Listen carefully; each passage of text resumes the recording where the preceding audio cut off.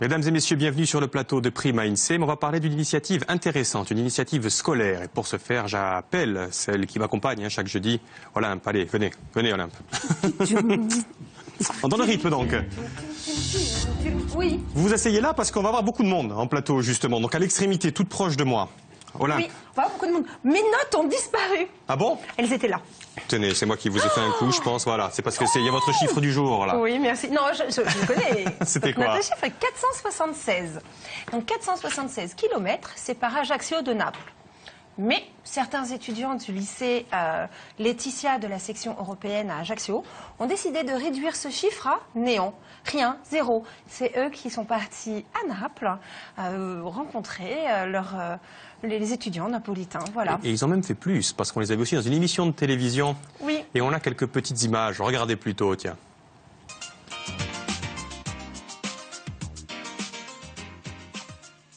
Salve a tutti amici telespettatori, ben trovati per il nostro atterraggio consueto ormai su Pianeta Istruzione.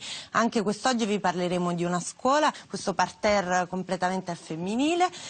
Do subito il benvenuto alla preside del liceo Vico, al liceo linguistico che ha Giambattista Vico. Valentina, qual è la tua impressione di Napoli, dell'Italia, di questo scambio che state facendo? Questo scambio è stato un interessante progetto. Un'immagine molto negativa, diffusa soprattutto dalla televisione. Volevo chiederle in chiusura quali fossero un po' i progetti, oltre al fatto di andare ad Ajaccio e continuare questa partnership con il Liceo Bonaparte. Dunque, noi abbiamo già in atto, come diceva la preside prima, svariati progetti. Per il momento ci concentreremo sull'ESABAC. Grazie davvero per essere stati qui con noi e averci mostrato questo lato degli scambi sia da un punto di vista culturale sia da un punto di vista così anche affettivo, emotivo, veramente interessante. Ringrazio voi che ci avete seguito, vi ricordo che potete riguardare tutte le nostre puntate anche dalla Corsica, pensate, sul nostro sito www.giulinews.it. Arrivederci al prossimo atterraggio su Pianeta Istruzione e ricordatevi che questa è la TV che sale in cattedra. Elles parlent, hein, les animatrices en italien. Oui. C'était Julie News, donc. Et Julie News, vous l'avez compris ou pas, d'ailleurs, recevait donc des étudiants italiens, bien sûr, et des Italiens, et des Italiens. Des étudiants corses. Et des élèves corses. Pour y voir un petit peu plus clair, je vais accueillir tout ce beau monde qui était là-bas sur le plateau, justement. J'accueille Philippe, Valentine, Caroline et Marina, tout de suite. Valentine, bonjour. Prenez place, Carolina, buongiorno. Bonjour Marina, oui, on fait la bise. Et notre référent, comment allez-vous Philippe? Ça va, Je merci. suis content de vous retrouver. Vous avez perdu vos lunettes, hop. C'est à vous ça, je crois. On est content de vous avoir sur le plateau, puisque vous faites partie d'un programme d'échange européen. Et donc dans le programme d'échange européen, Philippe, en quelques mots, hein, on est obligé d'aller passer sur les plateaux de télévision à Naples, c'est ça? Alors pas forcément à Naples, mais le programme d'échange européen s'inscrit dans le cadre des sections européennes. Donc ici celle du lycée Laetitia, mais il y en a d'autres. Et les sections européennes doivent faire dans leur scolarité des échanges avec des lycées partenaires. Donc nous avons déjà eu des échanges avec Milan et Gênes, et l'an dernier, nous avons fait un échange avec le lycée Giambattista Vico de Naples. Donc vous venez, hein, Marina Bruzzese. Bruzzese, oui, Bruzzese. c'est ça. Vous êtes professeur de français. Oui, je suis prof de français. Et nous, on adore faire ces échanges parce que vraiment, on en tire des choses merveilleuses. Le mieux, je trouve, c'est que les élèves qui sont les plus timides deviennent les plus capables d'intervenir à la télé, à la radio. Il y a vraiment une connaissance des personnalités des élèves qu'à l'école, quelquefois, n'est pas si facile à saisir. Donc avec vous, une de vos élèves, Caroline. Oui. Vous êtes timide dans la vie, Caroline? Oui. Oui, mais là, il va falloir parler. Vous êtes en quelle classe, Caroline? Je suis en 3e M et je fréquente le lycée linguistique Giambattista Vico. Et je suis très contente d'être ici en Corse parce que c'est une chance vraiment importante pour tous et surtout les élèves qui ont fait ce voyage avec moi. Combien vous êtes d'ailleurs du lycée Giambattista Vico? 24. 24, d'accord. Et vous, donc on vous reconnaît, hein, puisque vous avez fait partie justement. Alors expliquez-nous en quelques mots, c'était quoi cette émission de télé là? C'était une émission qui passait sur Internet, je crois. Oui. Et donc moi, on m'a juste demandé si je voulais participer. Et puis j'ai accepté. Puis c'était bien, ça m'a permis de découvrir un peu comment ça se passait sur les plateaux télé en Italie. Non, c'était bien. Et c'est où le mieux? Ah, c'est ici, hein. Oui. Quelle question. Bonne réponse. Vous êtes une section bilingue, vous. On va quand même rappeler hein, cette section bilingue. Ce que c'est au lycée Laetitia Bonaparte, on parle italien et corse, c'est ça? C'est ça. Et on apprend aussi l'histoire. Expliquez-nous en quelques mots, Philippe. En fait, les sections bilingues, ce sont des sections dans lesquelles les élèves reçoivent un enseignement obligatoire dans une langue étrangère. Ici, l'italien, qui ouvre sur des diplômes européens, alors soit un bac européen, qui est une mention officielle reconnue dans l'Union européenne, soit un ESA-bac, qui est un examen spécifique qui donne aux élèves le double bac. C'est-à-dire que Valentine, à la fin de l'année, Valentine, pardon, maintenant je l'italianise, elle va passer les ESA-bac à la fin de l'année, donc elle aura évidemment, donc elle aura à la fois le bac français et le bac italien. Et la spécificité en plus du lycée Laetitia, c'est que c'est aussi une section dans laquelle les élèves ont un enseignement de corse obligatoire. Donc en fait, le corse et l'italien sont deux langues qui s'appuient l'une sur l'autre. Et ça facilite les échanges aussi, et c'est un aspect qu'on développe beaucoup. De même sur les thèmes d'études, puisque quand ils font des échanges avec les lycées étrangers, nos thèmes d'études sont systématiquement reliés avec la Corse. Ici, par exemple... Voilà, parce que nous avons intitulé l'émission justement sur le thème d'études, hein, qui est le vôtre, c'est Bonaparte, rappelez-le moi, il va s'afficher, je l'ai même oublié, je suis complètement déconcentré. Napoli alla Corsica da Lumi a Bonaparte. Da Lumi, c'est-à-dire de l'époque des Lumières, à Bonaparte, puisque on sait, enfin nous, on connaît bien la personne de Pascal Paoli, et Pascal Paoli a fait toute sa formation universitaire et militaire à Naples, puisqu'il a été exilé là-bas. Et il nous avait semblé intéressant, justement, dans l'échange de Naples, de voir qu'est-ce qu'était devenu. Paoli est parti à Naples à 14 ans, donc à peu près à l'âge de nos élèves. Et comment il s'est formé à Naples et comment il a acquis tout le bagage intellectuel qui lui a permis ensuite de mettre en application la Constitution corse. Enfin, comme ça, on connaît tout ça. On va faire un petit quiz avec vous pour voir si elles ont bien retenu quelque chose de leurs différents voyages, parce que c'est facile de dire ça m'a plu, c'est vachement bien, mais on va voir un petit peu si vous avez retenu quelque chose. En attendant, une petite question quand même, Caroline, c'est quoi troisième? Ça correspond à quoi, troisième en Italie par rapport à la France? La deuxième année. En seconde, quand on est en troisième en Italie, on est en seconde en France. Ah d'accord, vous êtes plus jeune vous alors. Oui. On n'est pas obligé de... J'ai 16 ans. D'accord, donc vous fréquentez les grands, en fait, quand vous venez comme ça. Ok. Ça doit être quelque chose d'ailleurs quand il y a les Italiens qui débarquent au lycée, non, j'imagine. Et alors Les Italiennes. une chose qui est spécifique, mais Marie n'a pas le dire, c'est que ce sont essentiellement des filles qui viennent. Alors, dans les classes, initialement, il y a des garçons et des filles, mais nous, enfin là maintenant, ça fait quand même pas mal d'échanges qu'on fait. Systématiquement, on a une écrasante majorité de filles qui viennent. Alors les filles sont plus aventureuses. Et Marine, oui, elle fait ESA-bac aussi D'accord, vous aussi c'est ESA-bac donc en Italie. Bien sûr. Nous avons l'étude de l'histoire en français.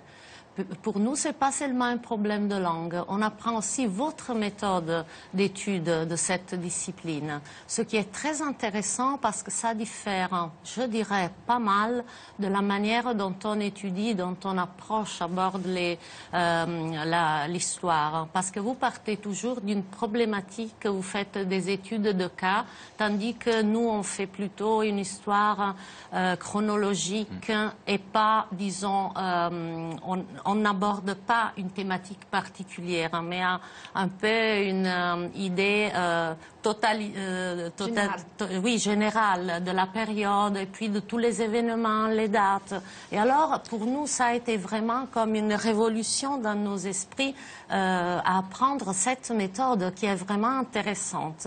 Et on a essayé de conjuguer, de rester à mi-chemin entre les deux méthodes. C'est-à-dire, la méthode ESA-BAC devrait être comme une intermédiation entre les deux manières pour les compléter, les intégrer. Mais au début, c'était vraiment un peu étonnant pour nous de commencer. Pour les enseignants, nous avons appris une nouvelle méthode. Et à mon âge, apprendre des choses nouvelles, ça m'intéresse beaucoup. Donc, immersion totale, on l'a vu, hein, vous faites des plateaux de télévision, vous allez dans des familles, bien sûr, hein, vous étiez logé... Oui, chez une fille aussi, à peu près de mon âge, voilà. Une napolitaine, donc, et vous êtes logé où, tiens, en ce moment, Caroline Chez une jeune fille écosse. Elle s'appelle comment? Loana. Elle est sympa? Oui, beaucoup. Bon, d'accord. Alors, tout va bien. On va voir, on vérifie un petit peu leur connaissance sur les pays respectifs. Un petit peu. Alors, j'ai eu un petit peu le parcours que vous avez fait à Naples. Donc, je vais vous montrer des photos et vous allez me dire si ça vous rappelle quelque chose que vous êtes censé avoir vu. Je cache parce que je vois que les yeux regardent sur le côté. Non. Hop, ça ne vous regarde pas. Vous pouvez avoir ce papier-là. Alors, la première photo, est-ce que vous reconnaissez ce vestige et est-ce que vous savez d'où ça vient?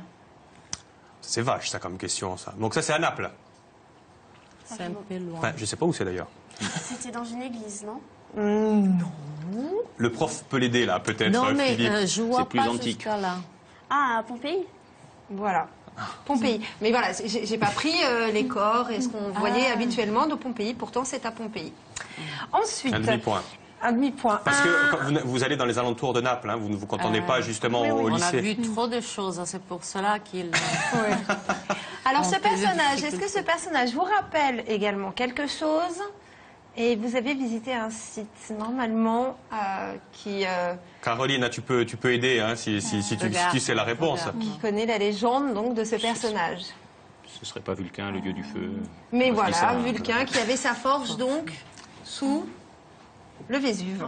Le Vésuve. Et c'est des questions pas faciles que vous leur Vraiment, mais qu'est-ce j'aurais que pas vous trouvé. avez fait? On va aller un petit peu plus facile peut-être. Non, alors là, c'est pour une nous petite tourmenter. magale. On fait de la cuisine ici dans le Mandia, dans le Prima Insem. Donc, j'ai trouvé un plat qui n'est pas du tout italien, mais donc c'est une caille. Cette caille est cuisinée d'une certaine façon qui porte le nom d'un lieu que vous avez visité également. Vous avez Le la... Elle est très cuite, c'est le Vésuve. Oui, c'est le Vésuve. Vous avez une idée, Marina? Oh, peut-être quelque chose de très cuit. Non, non. Je n'ai pas compris. Si Non. c'est quelque chose de... Elle est cuisinée d'une manière et ça rappelle un lieu que vous avez visité. La Chartreuse, c'est une caille à la Chartreuse. La Chartreuse ça, de Naples. on n'a pas. C'était tiré par les cheveux. Chartreuse de Naples, donc. De Naples. Hein, parce de que, Naples. effectivement, Mais ce sont Stendhal est riche en des Chartreuse de Parme. questions mi-chemin entre Naples et la Corse. On ne comprend rien. Après, je sais que vous avez été très touché par un lieu. Vous avez vu certaines choses. Donc, j'avais préparé un petit truc que je n'ai pas pu avoir. Mais je sais une que photo, je crois. Je crois qu'on voilà, avait une photo. Est-ce que vous pouvez me parler de ce lieu? Le théâtre Saint-Carl. C'est un très beau théâtre. Hein. Et ça nous a vraiment plu. On s'est tous assis et il y avait un orchestre qui jouait à ce moment-là. Et on a tous écouté, on s'est tous tus. Enfin, c'était vraiment très beau. On s'est vraiment cru à l'époque, au siècle des Lumières. Enfin, c'était vraiment, on se serait cru le roi, la reine. C'était vraiment très beau. Qu'est-ce qu'il a de particulier, ce théâtre, Marine? Il est très riche, il est très confortable et même quand il est silencieux, il semble parler. Il semble parler de toutes les représentations qu'il y a eu là. Et l'acoustique est merveilleuse. Le bâtiment est beau aussi et il se trouve au centre de la ville, c'est un peu le cœur. On est très fiers de ce théâtre. Ouais. Rien à Ça a ajouter, été, non, Philippe? Valentine l'a dit, c'était un très beau moment inattendu. C'était parti pour être une visite assez classique d'un groupe scolaire, là pour le coup, au théâtre Saint-Carl. Et puis il y avait une répétition dans la salle et tout le monde s'est arrêté. C'était la magie de la musique. Et, On va faire cours là-dedans, dites-moi. Ce serait pas mal. Non, ça Je serait- pense, il faudrait des cours en musique, oui. Et la dernière question, Et allez. puis il y a un autre lieu qui pour moi semble très intéressant pour ceux qui me connaissent. Évidemment, j'adore aller fouiner et fouiller. Est-ce que vous savez où se trouve ce lieu-ci? Décidément. Une question, il faut quand même trouver. Je n'allais pas prendre une carte postale. Marina, vous avez... Le musée archéologique de Naples, Non, c'est quoi? mais je C'est ne quoi, vois alors pas bien d'ici. Strada. Ah, c'est dans la rue? Olympe. Oui, c'est Spacca Napoli. C'est Ah quoi ça? bon? Oui, c'est C'est dans quoi le quartier. Oui, c'est le document majeur Voilà, de la ville qui la traverse, c'est la ville grecque. La ville grecque, avec Et beaucoup c'est- de bric-à-brac et des shops et de choses invraisemblables. Et je suis tombée sur cette photo. Mais vous faites des pièges toujours. J'ai l'impression. Vous faites des Je suis pièges. dure à mes Parce gens. que je pense que je dois regarder là, c'est plus clair. Oui, parce que quand je regarde là, je on fait ne vois exprès de mal rien vous mettre du tout. votre flou comme ça pour que vous vous trompiez. Une question, tiens. Est-ce que les contacts se prolongent après ces voyages, nous demande Pierre-Jean. On ne sait pas encore, c'est le mystère. On va voir tout ce que l'on a tiré de ces voyages et on va en discuter. Et après, on va voir qu'est-ce qu'il faut faire, s'il faut continuer ou pas. Est-ce qu'il y a des amourettes qui se... Ben non, il n'y a que des filles, apparemment, donc pour le coup. Mais alors, pour Ça répondre empêche pas les sur amourettes. des voyages précédents, oui, les contacts sont maintenus. Par exemple, Oui, sur parce que vous avez fait Gênes avant et... On avait fait Milan et je sais qu'il y a beaucoup d'élèves qui maintenant ne sont plus au lycée, hein, mais qui ont maintenu leur contact de leur correspondant, de leur C'est un peu le correspondance but. avec Milan. C'est un peu le but aussi, c'est vraiment, on crée des liens qui vont au-delà simplement d'un voyage scolaire. Allez, on va tester un petit peu Caroline, là, rapidement quand même. Hein. Alors, quelques questions. Alors, connaissez-vous ce personnage? Caroline.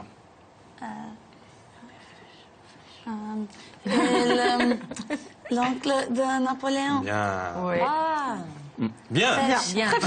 Bip. Le Bon point. cardinal. Très bien. Donc Ensuite. c'est le cardinal Fesch pour ceux qui n'avaient pas reconnu. Mais bon, ce mobilier, vous est-il familier? C'est bon. Le musée de la maison de Napoléon. Très bien. Parfait. Elle dit, j'ai l'impression Rien qu'elle a à un peu dire. plus étudié que vous, là. J'ai l'impression quand même, Caroline. Ça remonte, Ou c'est un peu plus récent, hein, Non. effectivement. Parce que on rappelle, entre parenthèses, quand même, que vous êtes là pour une semaine. Combien de jours? Depuis le 3 avril, Oui, vous êtes ici. Hein. c'est 10 jours à Dix- peu oui. près. Parce qu'il Vous y a- avez un emploi du temps de ministre, d'ailleurs. Hein. Vous allez vous voyager, vous sillonnez la Corse. On a entendu chanter le président de l'Assemblée régionale. Vous avez entendu chanter le président de l'Assemblée régionale. On a été reçus par le président Boukini qui nous a fait un beau discours et qui a poussé la chansonnette à la fin pour le côté. Ah oui. On a été Chanson reçus à la mairie. napolitaine, hein, oui. chanson napolitaine. Ah ben, vous avez de la chance. Oui, comme quoi, les On va voir. échanges. Tiens, on va voir là. On va voir. Et donc, celui-ci, vous connaissez bien probablement. Non, non. Si, si. Allez-y. Pascal Paoli. Si, tout à fait. Pascal Paoli, donc, qui a vécu sa jeunesse hein, à Naples. Et puis, il y a quelque chose d'autre aussi qui nous relie à Naples. Il y a aussi le prince Murat, hein, qui a été aussi roi de Naples. Enfin, c'est moi qui réponds. Mais... C'est ça, oui, il est parti d'Ajaccio. En fait. Il était roi de Naples et il est parti d'Ajaccio. Enfin, ensuite, il a été chassé. Et il y a une plaque dans la rue Bonaparte qui rappelle le fait que Murat, chassé, est parti d'Ajaccio avec quelques troupes pour essayer de reprendre son royaume. Et ça a mal fini puisqu'il a été fusillé en Italie. Tant pis. Alors, il y a pas mal d'hommes corses qui partent de la Corse pour venir à Naples. Hein. D'hommes Est-ce qu'ils importants. emmènent des chansons comme celle-ci?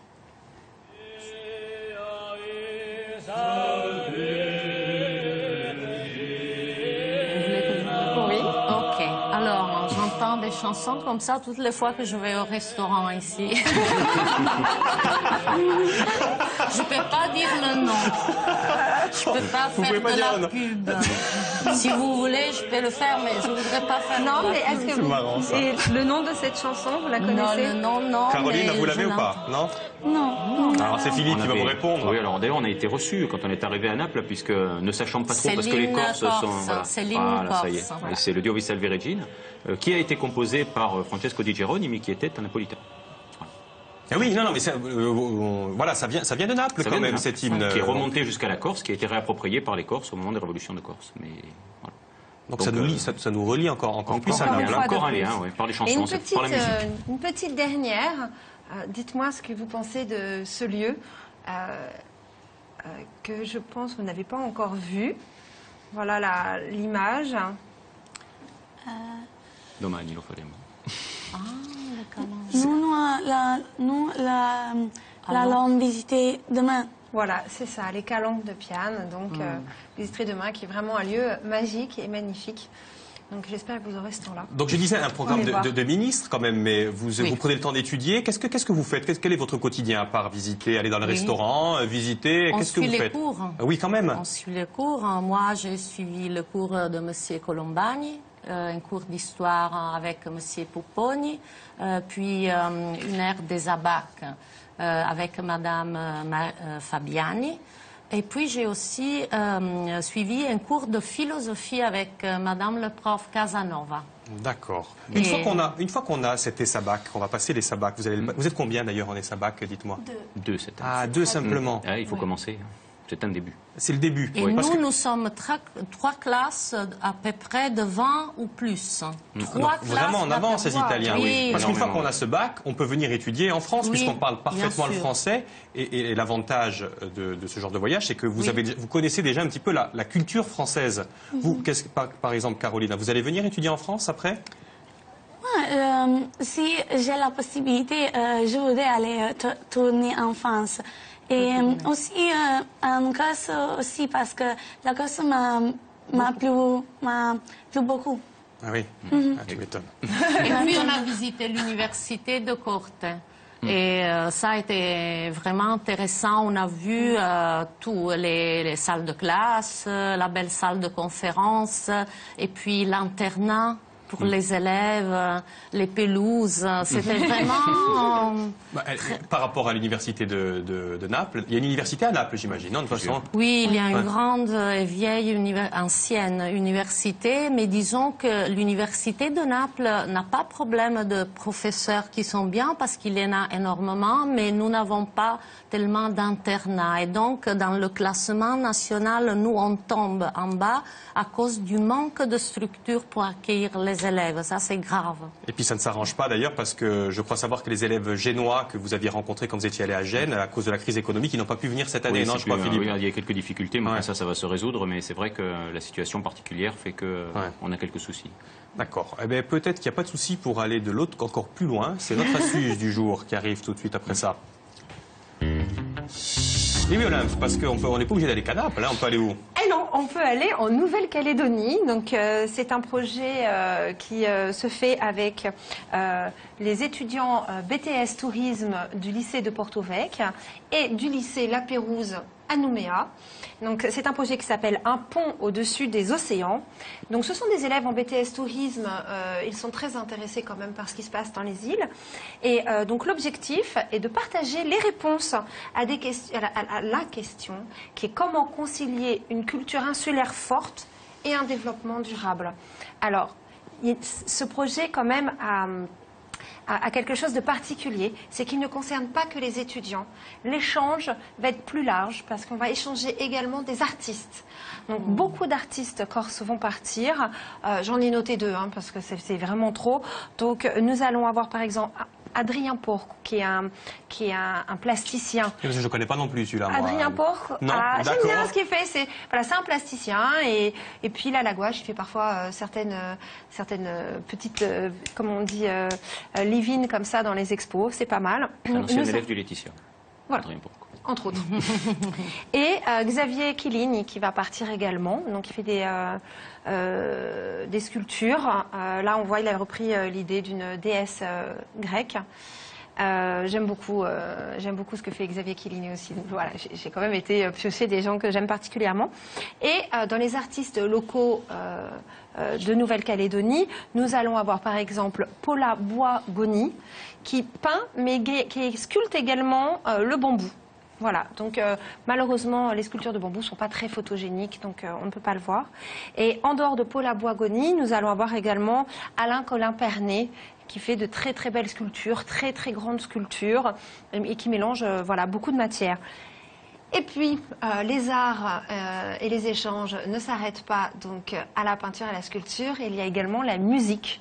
Donc, le groupe Arapa, le groupe corse, va partir en Nouvelle-Calédonie avec eux. Le projet est pour novembre. Et en échange, il y aura un groupe plus tard calédonien qui va venir. Ils auront déjà travaillé sur des idées de polyphonie ensemble. Je crois que c'est le groupe Arapas, je pense qu'on entend là, tout doucement. Vous connaissez des artistes napolitains? Tiens, vous avez été un petit peu touché par certains artistes. Qu'est-ce que vous écoutiez quand vous alliez au restaurant, vous, là-bas, à Naples? Non, quand on allait au restaurant, c'était le match du 28 mars. Donc il y avait des cris, évidemment. Non, mais non, je m'en souviens plus. Personnellement, on ne m'a pas fait écouter.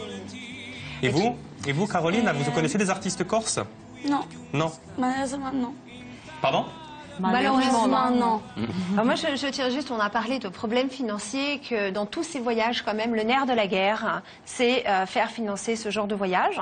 Il semblerait que la Nouvelle-Calédonie ait plus de moyens et de subventions pour envoyer leur côté pour l'échange. Maintenant, c'est vrai que, par exemple, le lycée de Porto-Vecchio a besoin de financement. Donc, tous ceux qui seraient intéressés par les aider, contacter le lycée, vraiment, c'est quelque chose d'assez important. C'est assez particulier quand même, un échange aussi gros que celui-là. Complètement. Vous profitez de Comenius, c'est ça, oui, hein? c'est ça. Alors nous avons un programme européen Comenius, plus des aides aussi de la CTC qui participent un petit peu, enfin plus le lycée. Je voulais rappeler aussi, Marine, elle a dit un petit peu, mais ces sections vues par nous du côté des professeurs, donc ce sont aussi des échanges d'équipes, c'est-à-dire que ce sont des équipes de professeurs, tout seul on ne peut pas le faire. Donc là, elle a rappelé Marinette Fabiani qu'on a vu, qui est venue avec moi à Naples. Il y a aussi des professeurs de Corse, il y a Olivier Sartor et M. Poupogne pour le lycée Laetitia. Donc nous, on ne peut concevoir ces travaux qui sont très lourds à mettre en place, à gérer d'un point de vue pédagogique, financier, etc., que sur des équipes. Donc il y a d'autres sections qui se constituent comme ça. Je crois que le lycée Giocante va en faire une à Bastia.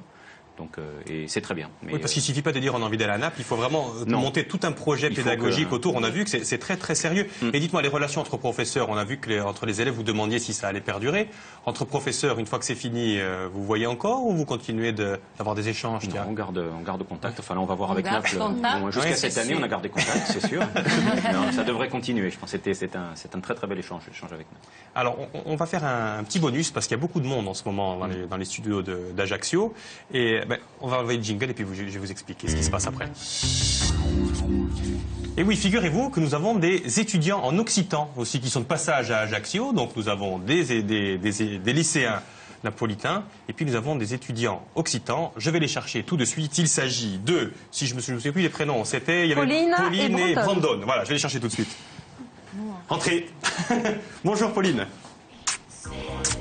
Brandon, bienvenue. Vous êtes obligés de rester debout, hein, les amis. Tenez, je vous donne un micro, parce qu'il n'y a plus de place pour vous. Donc, Brandon et Pauline, approchez-vous, mettez-vous bien entre les... Oh, non, mettez regardez, voilà, parfait. Donc, vous êtes de passage en Corse. Expliquez-moi pourquoi, tous les deux. Donc, personnellement, je suis au lycée Amiral de Grasse, à Grasse. Et donc, ma collègue est à Nice, au lycée Impérial. Et nous étudions en option, c'est-à-dire pour le bac, en fait, pour avoir des points en plus, la langue régionale de notre région, qui est le provençal, ou le nissar pour Pauline, car il y a des nuances, en fait, comme un peu partout.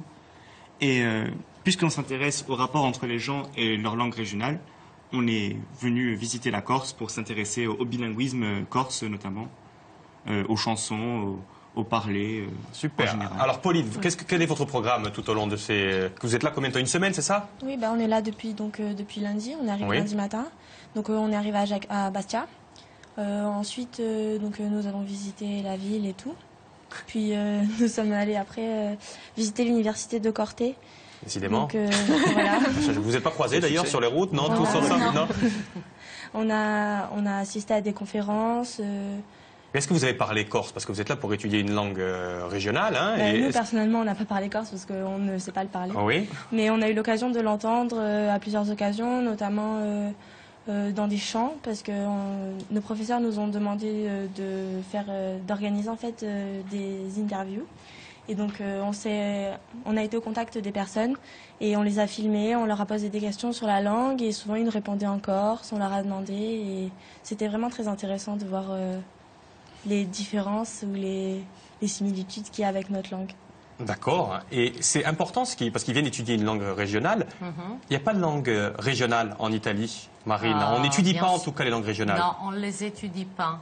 Normalement, ce sont seulement des intellectuels qui s'en occupent. Mais jamais on s'occupe d'étudier des langues comme le napolitain.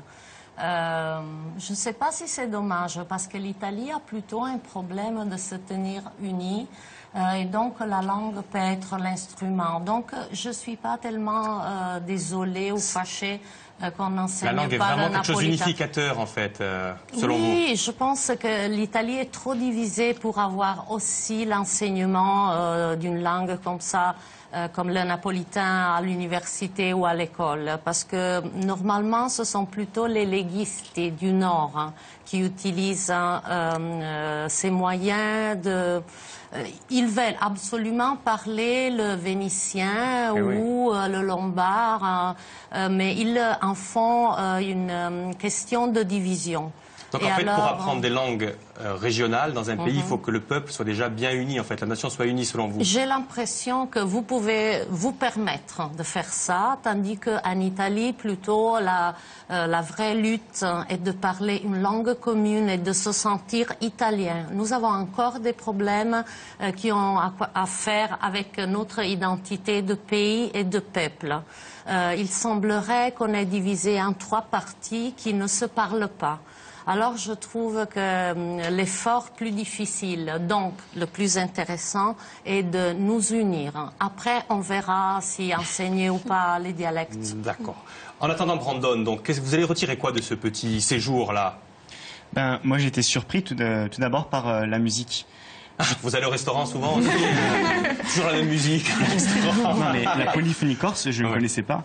Ça m'a surpris parce que je trouve que ça transporte et je ressens un peu les mêmes sensations que quand je rentre dans une église. Je trouve que c'est prenant, la polyphonie, les 3 voix, c'est tellement harmonieux. C'est divin. C'est ce que je retiens tout d'abord. Et puis bien sûr, je retiens les paysages qu'on a vus, et puis les gens avec le rapport avec leur langue. Et puis, Justement, tiens, ce rapport avec la langue, qu'est-ce que vous arrivez, on le parle plus beaucoup, hein, que ce soit le nissart ou le provençal. Ici, on le parle. Dites-moi je ne vais pas vous dire ce que vous pensez d'ailleurs. Eh bien, parce que nous, donc, dans notre région, on l'étudie que optionnellement dans les lycées. À part quelques personnes âgées, très rares le parlent, mais sinon, il est un peu oublié. Il est tombé dans les musées et dans l'oubli.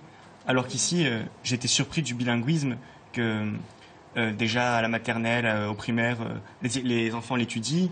Et puis, presque tout le monde l'étudie au collège, même après. Et c'est vraiment... moi, ça m'impressionne parce que... Et vous, pourquoi vous voulez apprendre cette langue régionale? Dites-moi. C'est pour finir, hein, ça sera presque le mot de la fin. Hein. Je me suis intéressé au provençal tout d'abord pour les points bac, en fait. mais au fur et à mesure, je me suis intéressé à la culture et j'ai découvert beaucoup de choses qui m'ont touché, qui m'ont plu sur l'histoire de mon pays et de ma région. D'accord. Et vous, Pauline? La même chose, j'imagine. Une langue? Non, pour les points au bac, ça va. C'était surtout parce que ça me tenait à cœur de perpétuer une langue qui est de mes ancêtres et vraiment, ça me fait... J'aurais vraiment envie de la transmettre aux plus jeunes et que ce ne soit pas une langue qui meurt. Ah ben d'accord. Ah ben merci à tous et à toutes. J'ai été ravi de vous accueillir sur le plateau de France 3 Corse. Rendez-vous non, la semaine prochaine, c'est les vacances. Rendez-vous après les vacances. Vous rendez-vous peut-être sur une route ou dans un restaurant, quoi qu'il en soit. Nous, par contre, on se retrouve dans quelques petites minutes avec Diana Salicet. Et vous l'avez compris, on a rendez-vous avec Jean-François Perron. Allez, à tout de suite.